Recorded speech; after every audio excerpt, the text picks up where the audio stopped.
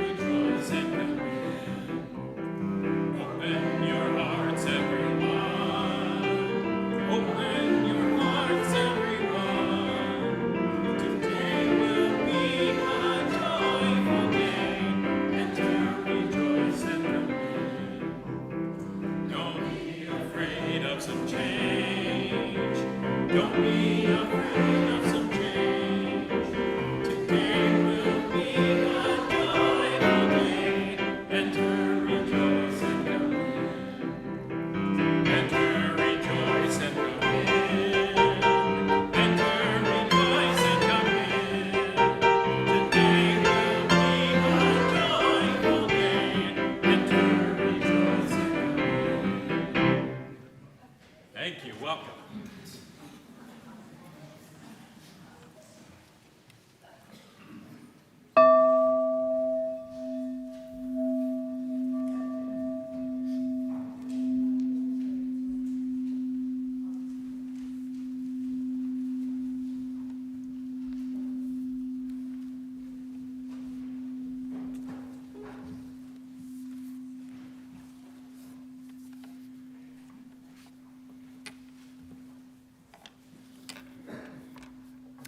The chalice reading this morning is called "This Chalice is Lit for You" by Tara Humphreys. Whether you are from the South, the East, the North, or the West, whether you were born into this faith, found it, or it found you, whether you feel at home or are still trying to find your place, whether you believe in God, are open to mystery, or still have no idea, whether you are unemployed, underemployed, cobbling things together, overworking, or in school, whether you are holding anxiety, grief, confusion, anger, hope, restlessness, or deep peace, it is right here, and this chalice is lit for you.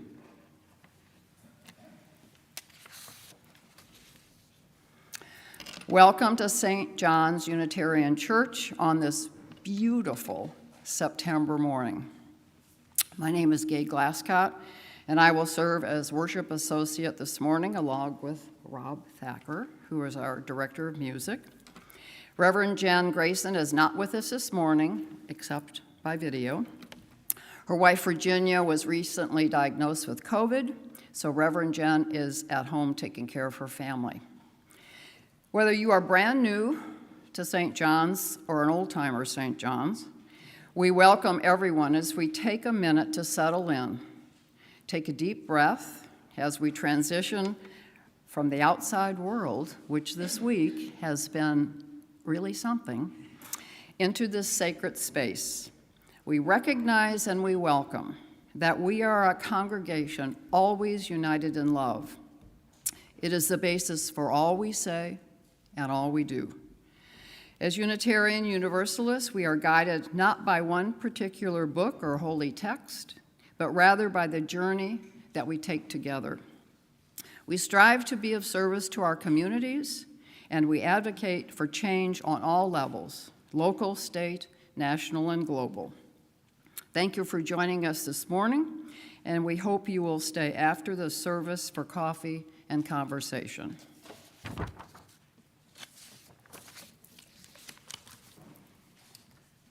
We'll now sing hymn 298, Wake Now My Senses. Please rise and embody your spirit.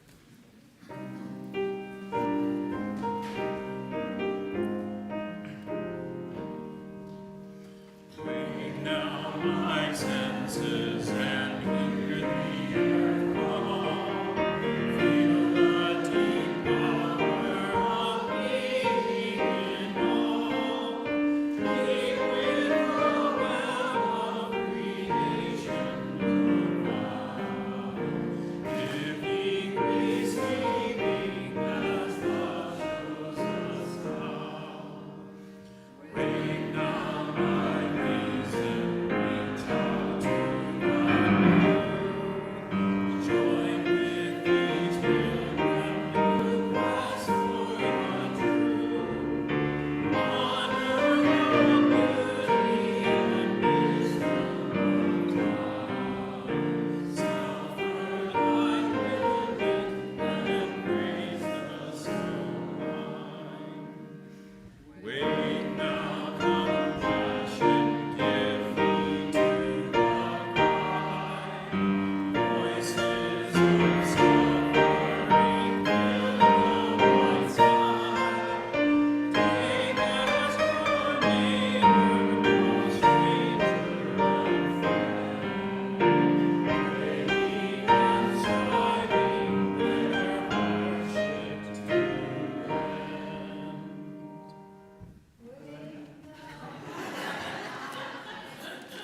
It's all good. We're going to stop there.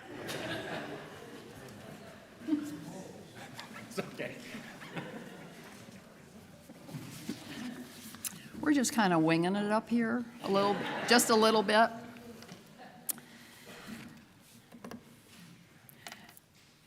Every week, we take time in our service to ground ourselves in what we value.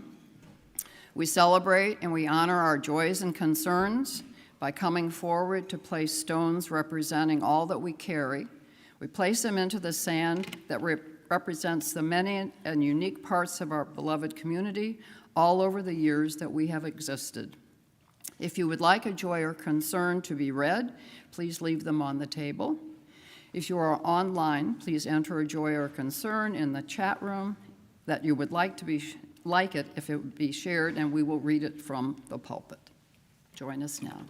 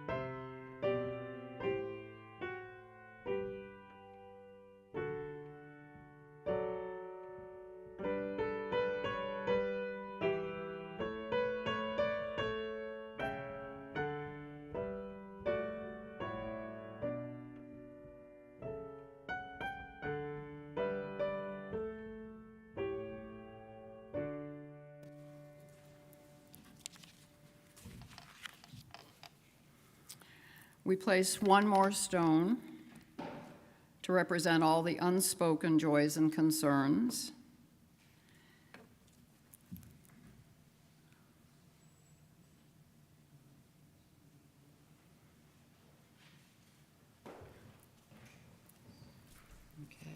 we have one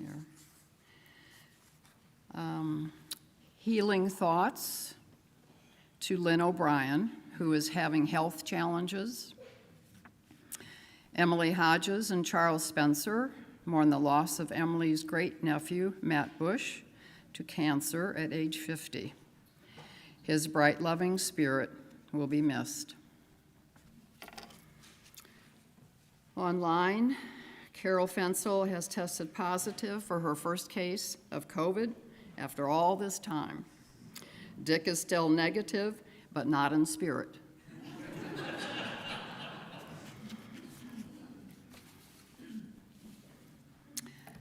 Our meditation today is We Meet on Holy Ground by Richard S. Gilbert. We meet on holy ground, brought into being as life encounters life, as personal histories merge into the communal story, as we take on the pride and the pain of our companions, as separate selves become community. How desperate is our need for one another, our silent beckoning to our neighbors, our invitations to share life and death together, our welcome into the lives of those we meet, and their welcome into our own. May our souls capture this treasured time. May our spirits celebrate our meeting in this time and in this space, for we meet on holy ground. Let's just have a moment of silence.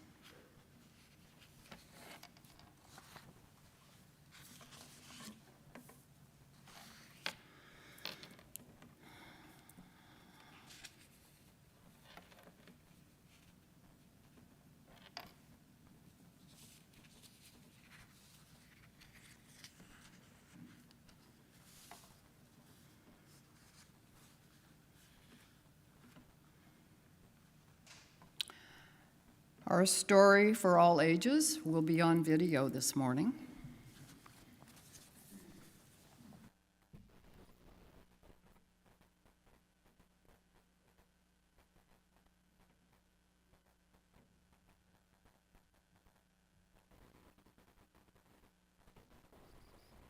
The story I have for you today is called Everything is Connected, and it's by Jenn Gracen.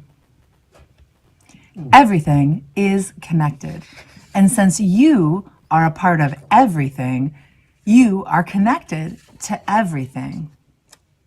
You are connected to a human body, to hands and eyeballs, teeth and toes, elbows, a butt, and even a nose, to a heart and some lungs, and a straightforward-looking stomach, and a brain that's so smart there's no peak it can't summit. But you're not just a body. You're bigger than that. You're connected to people, to everybody, to moms and to dads, to sisters and brothers, uncles and cousins, grandfathers, grandmothers. You're connected to friends and to teachers at school, and even to people who think you're not cool. You're connected to people in Denver and Maine, in Paris and Baghdad, to strangers in Spain. You're connected to every human on earth. Wow. And they're connected to you. You're also connected to hedgehogs and cats and dogs and squirrels and birds and rabbits and cows and deer by the herds, monkeys, tarantulas, dolphins and snakes. Friend, you're connected to every big, small, hairy, slimy, snuggly, scaly, floppy, flappy, bristly, beautiful creature on earth. Even blobfish. Blobfish, you say? Surely not that. They don't look like me, talk like me, or act like me, and they probably stink. But you see, we're connected. We all play a part. In life, we're the same. We're all blobfish at heart. Now, this next part, though bonkers, is true. I'm afraid you're connected to everything humans have made. To toys, to playgrounds, books, to chairs, gardens and medicine, language and prayers. Buildings and bicycles, buses, balloons, hammers and paintbrushes, tractors and spoons. But also to chicken pox, bullies and lies, to greed and pollution and trash piled high. You're not just connected to things that you like, things that are comfortable, easy, or nice. As a human, you're part of everythingness, and sometimes it's scary and a big, ugly mess. But the good news is, my dear, is that you are quite powerful, a force that's in everything, timeless and wowful.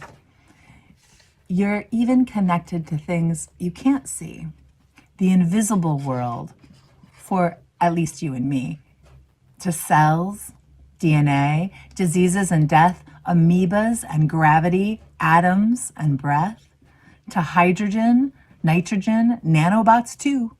You're connected to them, and they're connected to you. You're connected to happy, you're connected to sad, to the past and the future, to thoughts that you've had, to pharaohs, Ben Franklin, T-Rex, ancient Greece, to love and to poverty, hunger and peace, to Jesus and Buddha, Muhammad and Moses, to spaceships and aliens with noses like hoses. You're connected to all that will be or has been. You're this very moment where all things begin. For you are the sun and the moon and the stars, Venus and Jupiter, Neptune and Mars, comets and galaxies, voids and black holes. You are the universe, perfect and whole. The end.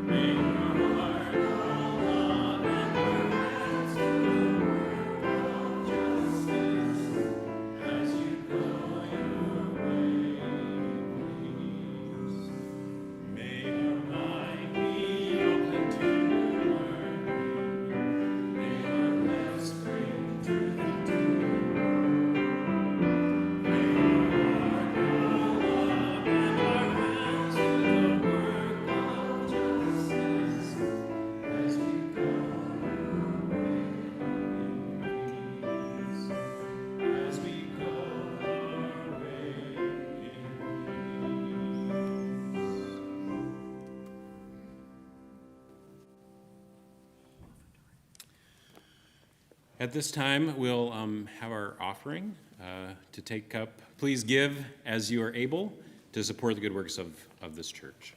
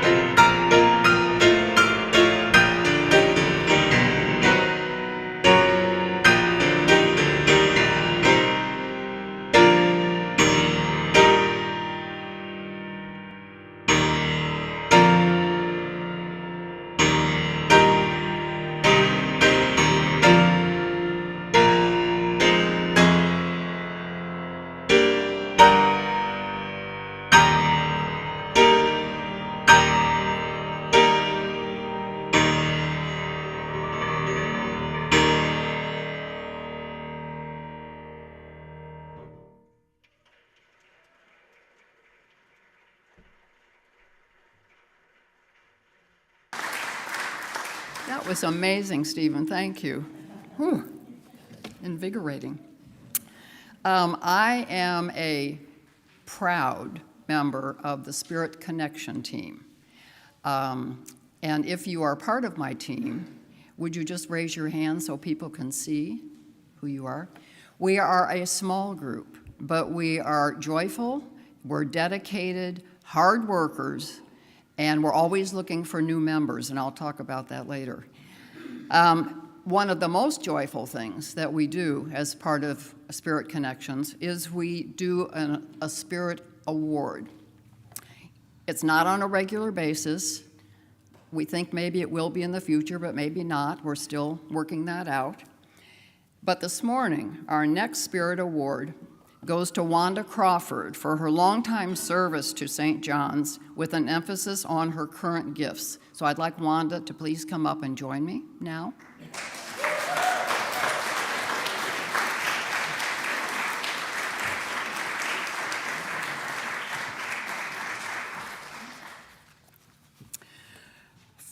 Just, take it all in. For many years, Wanda has coordinated St. Johners as we volunteered for the Found House Interfaith Housing Network at other churches. Unhoused families move from church to church where they stay a week at a time during their transition to permanent housing. Wanda dreamt of someday bringing families here to St. John's for a week or two every year. In 2022, she presented proposals to the board and to our congregation. It takes an enormous amount of thought and organization and financial support, and finally, last October, St. John's became the host congregation for our very first group of 4 families. Recently, we hosted again. And in November 2024, there will be another opportunity to offer food and shelter and activities to our families during this most difficult time in their lives. Wanda acts from the heart and truly exemplifies the platinum rule of treating others how they want to be treated. Families come from a variety of life circumstances and are all treated as importantly as if they were her own family. Her calm, patient demeanor contributes to her leadership. Guest families trust her, and they confide in her. When too many things are going wrong, they feel protected and cared for when Wanda is here.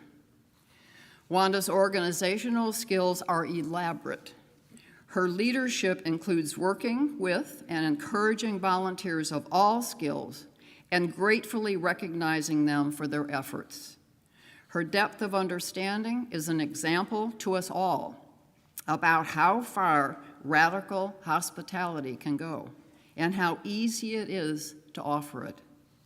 In June, Wanda was also elected to the Board of Trustees for a 3-year commitment, starting with Vice President, then President, and immediate past President. This is another huge commitment. Plus, Wanda serves as co-coordinator of the Social Justice Committee. And as you might guess, she now has time to do all of this because she's retired from Northern Kentucky University, where she worked for many years. One of Wanda's special joys, and I love this, outside of St. John's, is visiting her family in Nebraska, especially during the birthing season on the farm. I myself just want to thank you, Wanda, and this is just a small token of our appreciation for all the work you do. Thank you. You want to say something? You want to say anything? You don't have to. I'm very touched by this honor. I really am feeling the love, and I just want to say that it's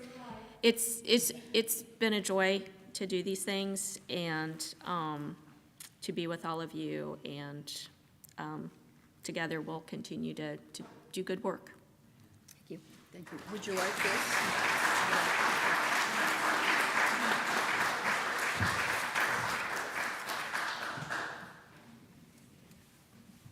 I invite the choir up, even though it says hymn, that's the choir.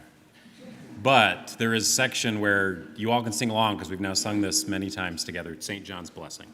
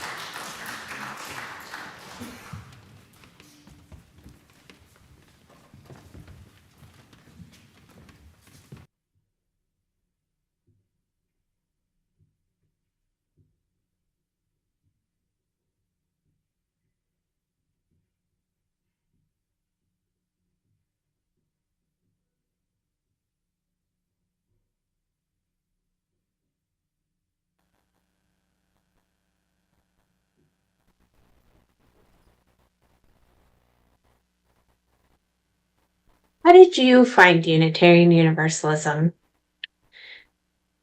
For those of you who are in person, let's do a little informal survey. How many of you were born to Unitarian Universalism? And raise your hands. How many are here because of something that St. John's did? A program, a social justice event? How many are here because you were looking for something that matched your values where you could bring your kids? How many are here because you were curious? How many are here because someone invited you? We each have our own stories of what brought us here. And unless you're visiting for the first time today, you have a story about why you continue to come. Unitarian Universalism is a beautiful, precious faith tradition. It's united by a common community, a belief in the inherent worth and dignity that unites us all, that calls us toward creating a world of love and justice. It is a faith that believes in values such as justice, equity, transformation, pluralism, interdependence, and generosity. It is a faith grounded in love. Our religion is born from our heretical history. Our emphasis on acceptance of everyone evolved from our universalist spiritual ancestors who taught about a loving God who would never send anyone to hell. Our emphasis on reason and the free and responsible search for truth and meaning flows from our Unitarian spiritual ancestors as they adapted their own understanding of Christianity. Yet, we're not good at telling people who we are. We don't often say we're working for justice in the world, supported by Unitarian Universalism. When we have the opportunity to tell people about one of the religious traditions that welcomes diverse folks, that challenges beliefs, that encourages us to change the world for the better, we frequently hesitate, afraid people will think we're proselytizing, telling them that our path is the only path. We find that UUs frequently don't mention their connection to this tradition at all. We avoid admitting why we do what we do. So what happens when we're reluctant to tell people that there is a religious tradition where they will be welcomed, no matter who they are, with all their doubts and imperfections? When we hesitate to tell them there is some place where they will be encouraged on their own search for truth and meaning? Is it possible we're turning away from an opportunity to share a piece of good news that others are longing to hear? The roots of the word evangelism, which is what we're talking about, means just that, bearing good news. In his article, Shout It Out, We're Evangelists Too, John Morgan says, evangelism is what the church does when it feels that it has a saving message and cannot help but share it with the world. Don't limit yourself. What do you think when you hear that? Do you get caught up on the word evangelism and struggle to move any further? It's understandable considering how that word has been used in the past. But I invite you to move beyond it just a little bit and consider, do we have a saving message? With our universalist roots, we would not say our religious practice is one of saving people from eternal hellfire and damnation. Very few of us believe in such a thing. But I wonder if we can all agree that there are things that people do need salvation from, especially now. Injustice, loneliness, greed, pain, hatred, separation from ourselves and one another, and the spirit of life and love. What good news do we, as Unitarian Universalists, have to offer in a world facing such incredible needs? Could we see ourselves as evangelists, as bearers of good news? It's a hard one. Where do we even start? For many of us, the good news we want to share relates to the freedom and hope and joy we found in our church community.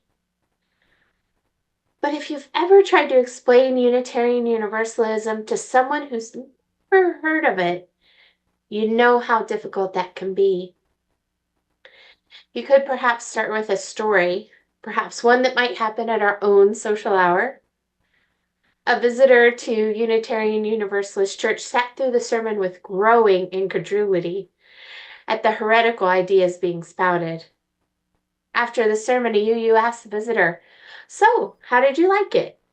"I can't believe half the things that minister said," sputtered the visitor in outrage. "Well, good, you'll fit right in." Or a traveler couldn't find the local Unitarian Universalist church. After looking in the center of town, in the suburbs, and the surrounding countryside, the traveler asked a farmer, "Am I too far out for the UU church?" The farmer replied, "Nobody's too far out for that church." These jokes point to part of the good news we have to share with the world. In our UU communities, you will be welcome, if sometimes imperfectly, with all your doubts, and even your outrage, even if you're too far out there. But of course, Unitarian Universalism is about more than just wide open doors. We're a rich tradition with a long history and deep wells of wisdom. If someone asked you, what does it mean to be a Unitarian Universalist? How would you respond? The difficulty in deciding what to say when the opportunity comes up,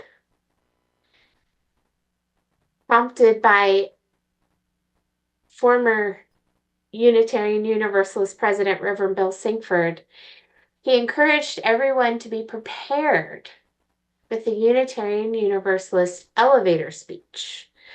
The idea is that you would be able to explain UUism in the time it takes to go from the second floor to the ground floor in an elevator. Now, I know I've always struggled with the idea that Unitarian Universalism can be explained that quickly. We're not singular in our religious understanding of the world or how we live out our faith. The way I would explain it is not the same as the way you might explain it. Doug Murder shares my concern when he writes, "Stop the elevator, I'm not done." Doug says, "The UU elevator speech problem, it seems to me, comes down to this. If the components of Unitarian Universalism are in my listener's mental religion box at all, they're probably somewhere near the bottom. So I can't just point. I've got to help unpack the box, flinging away irrelevant concepts until the elevator floor is littered with them." Unitarian Universalism isn't just about getting into heaven. It's not about a creed. There's no UU Pope, no founding prophet, no golden age, no singular scripture that it's all based on. Ding. The door is open and my listener leaves with the impression that Unitarian Universalism is some kind of nihilistic worldview that doesn't believe in anything. Crud, I should have told her it isn't that either. Doug is right. UUism is about so much more than what we don't believe.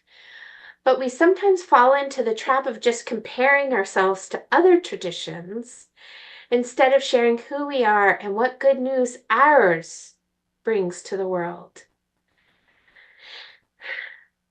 We don't lead to easy conversations in the elevator. We're more suited to the long conversations over dinner. In the Unitarian Universalist Pocket Guide, former Unitarian Universalist Association President William Schultz, who we quote in our affirmation every week, says, Unitarian Universalism is different. We respect the answers offered by Christianity, Judaism, Buddhism, and the world's other great faith traditions. We even draw our inspiration and some of our forms of worship from those traditions, but we respect the mystery more. We believe, in other words, that no single religion, or academic discipline for that matter, has a monopoly on wisdom. That the answers to the great religious questions change from generation to generation, and that the ultimate truth about God and creation, death, meaning, and the human spirit cannot be captured in a narrow statement of faith. The mystery itself is always greater than its name. This, then, is why ours is a creedless faith, and respect for others' beliefs is a high value. We don't require our members to subscribe to a particular theology or set of affirmations in order to join our congregations. Instead, we encourage individuals to garner insights from the world's great faiths, as well as Shakespeare and science, from feminism, I would add Doctor Who, and from feelings. We invite people to explore their spirituality in a responsible way. We ask Unitarian Universalists to cherish the earth, to free the oppressed, and to be grateful for life's blessings. Here are those words again. Invitation, spiritual exploration, cherishing of the earth, freedom for the oppressed, shared gratitude for life's blessings. What good news these can be for this world. There's value in understanding and being able to clearly articulate what you believe and why you are a part of this religious tradition. When you tell your story, when you talk about what you believe with love and why you do what you do, that will shine through. I've heard from more than one of you how much passion and gratitude you have for what you have found here. A place to be yourself, a spiritual home, a community. I encourage you to learn, create, or memorize something that helps you describe this faith. But share your story too.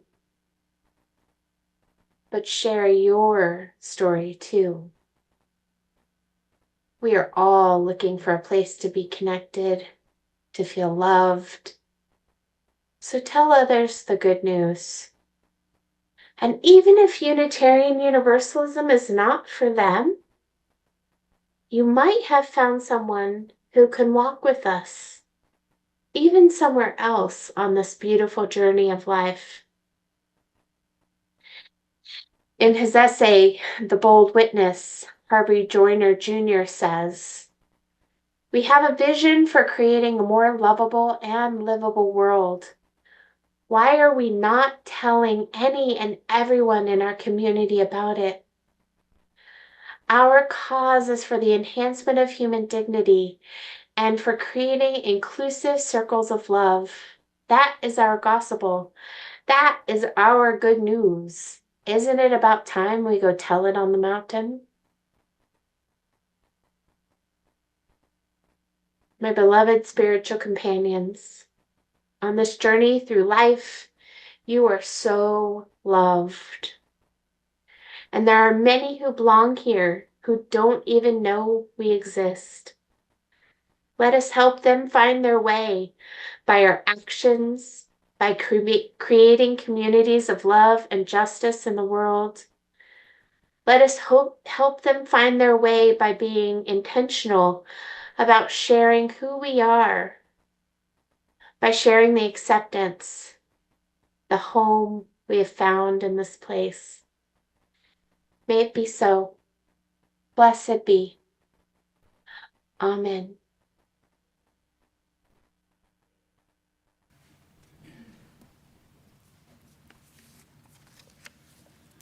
Reverend Jenn always provides us with a lot to think about. I'm always grateful for her words. I don't know about you, but I sure am. We have a few announcements. The men's group potluck, 6 p.m. tonight. 7 p.m. program on languages, and I believe David is leading that, correct? Hope you'll be in attendance. Next Sunday, a week from today, 5 to 7, is the Spirit Connections potluck, the last one probably for this year. It's a time for families, everybody, newcomers, old-timers, everyone to come. Bring a dish or not, whatever you like. It's all about community and being together. So that's next Sunday. Reverend Frank Carpenter, his memorial service will be Saturday, September 21st, and you can read more details in the order of service in the announcements. The men's group, October 12th, is the annual Saturday retreat from 9 to 3 at Twin Towers, and more information is in your announcements.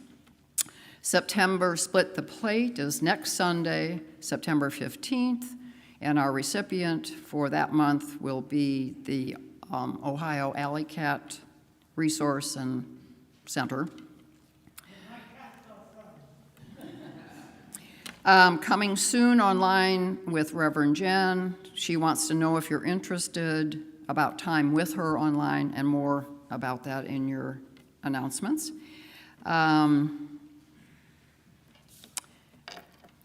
Stephen, yeah. Stephen, do you have an announcement? Yeah. Come on up. Good morning. I will be giving a recital on September 20th at 7 p.m. here.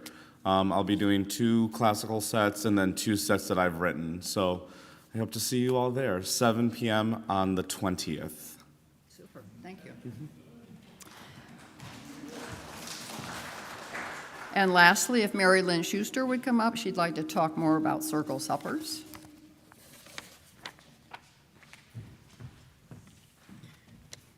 One of our deep and sacred Unitarian Universalist tradition, the potluck, right?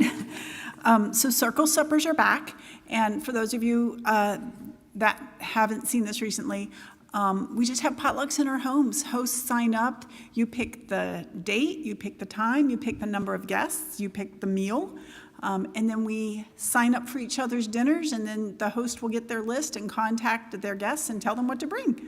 So all we're looking for right now is hosts. All you have to tell me is you're interested in hosting and how many guests. Later, you can let me know the date and the other details. Looking for sign-up dinners sometime between January and June, because we're going to be into the holidays before we get this all worked out. But it's just wonderful to get in each other's houses, and get to visit. So I'll be in the lobby for a little bit if anybody would like to let me know they'd like to sign up to host. Thank you. And lastly, the cellist group registration is now open. All the information is given in your announcements about how to do it, when to do it, and we hope that many of you will decide that it'll be a fun thing to do.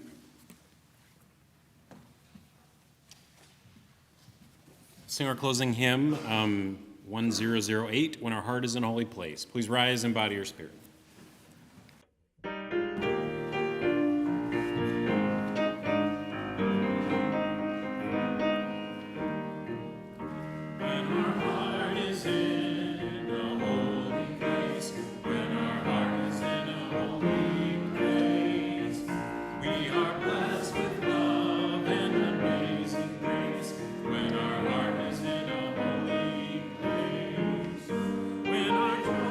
Wisdom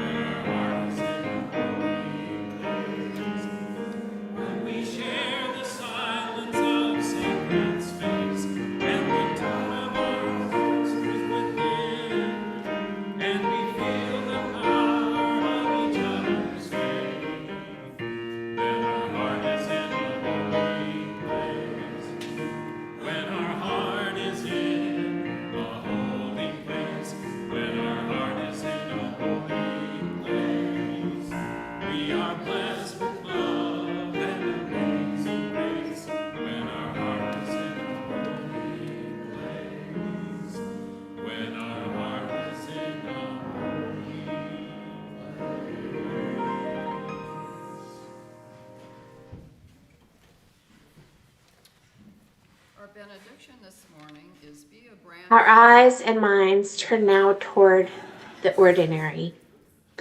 Leaving this space made sacred by our presence, take with you at least some seed of understanding, hope, and courage, and drop it into the confusion of the world.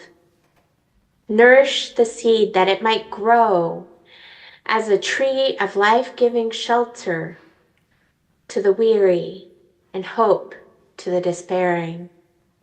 Be yourself a branch of the tree of life. Amen. Go in peace, go in love. I couldn't have said it better. Thank you.